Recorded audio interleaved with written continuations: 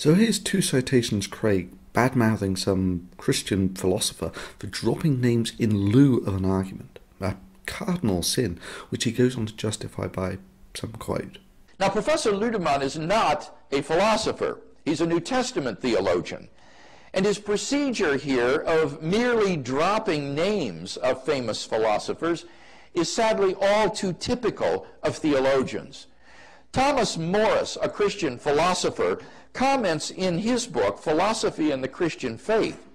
What is particularly interesting about the references theologians make to Kant or Hume is that most often we find the philosopher merely mentioned, but we rarely, if ever, see an account of precisely which arguments of his are supposed to have accomplished the alleged demolition.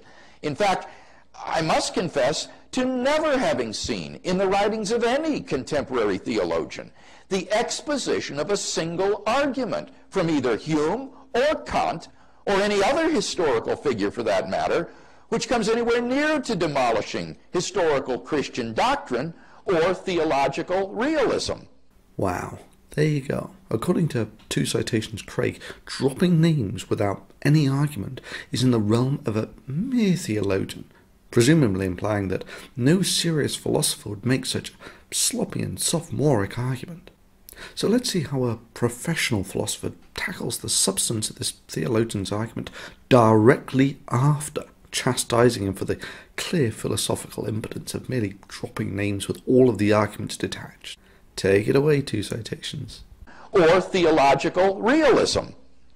Hume's argument against miracles was already refuted in the 18th century by Paley, West, and Campbell, and most contemporary philosophers also rejected as fallacious, including such prominent philosophers of science as Richard Swinburne and John Earman, and analytic philosophers such as George Mavrodes and William Alston.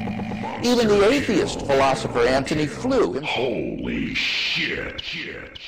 And his procedure here of merely dropping names of famous philosophers is sadly all too typical of theologians. Humiliation.